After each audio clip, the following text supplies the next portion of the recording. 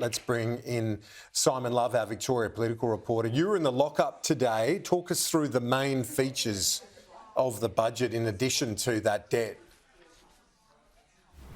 Well, that's certainly the headline, Kieran. Net debt over the forward estimates, and by 2029 fiscal year, reaching $194 billion here in Victoria. If we take a look at the estimates, now some of these figures up to 2029 have actually just been revised slightly down from where they were estimated last year, but it's the trajectory that is certainly the concern as Treasurer Jaclyn Symes continues to deliver her first budget speech.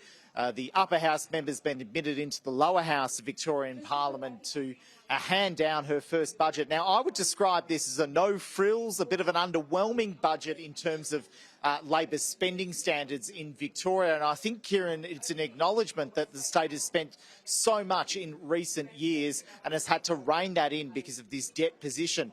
Albeit the government here in Victoria is still banking somehow $3.6 billion in savings, and that is because of a major cut to public sector job numbers. We were told in recent weeks and days it could be up to 3, possibly up to 4,000. Well, so far, 1,200 Victorian public sector full-time jobs have been slashed, or at least confirmed out of this budget today. Also of interest too has been the impact of the US tariffs on the vulnerability of Victoria's trade position. Taking a look at this graphic, you can sort of see how Victoria's trade makeup is among a number of different nations. China's still the biggest. The US is the next largest nation. And the budget papers actually say that the direct exposure of the US tariffs will be relatively modest, but it's indirect issues that the government may have as a result of the tariffs and confidence right around the global economy that could put Victoria in a difficult spot. What would potentially impact Victoria more is just lack of confidence across other countries, particularly China. So the instability can lead to people being cautious about the decisions and the investments that they make. So confirmation of an operating surplus of $600 million this financial year, the first since the pandemic.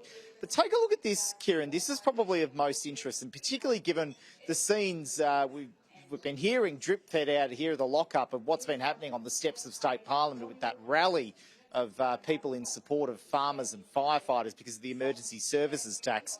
Well, the budget papers show that under the old fire services levy, Victoria was collecting $1 billion in revenue from that. The new tax would collect $1.6 billion. That's a difference of $600 million, which happens to be a very similar figure to Victoria's surplus position for this financial year. Coincidence? I think not, especially as the Victorian government tries to bank that surplus and get the state into a more delicate, or at least a better position when you look at how the ratings agencies may look at Victoria's economy. And we know that the Treasurer Jaclyn Symes will be travelling over to New York in coming weeks to speak with some of those ratings agencies such as S&P and Moody's, possibly try and soften or sweeten the deal there to lift the credit rating, because at the moment Victoria's paying about $9 billion a year purely in interest, and it's a huge amount. So to try and cut back that spending, public sector job cuts and merging or at least winding up of department entities will be a key focus of Jaclyn Symes. Yes, I'm confirming around 1,200 roles that are built into the savings measures in this budget. Helen's work will inform other areas. Victoria have over 500 entities and 3,400 public boards and committees.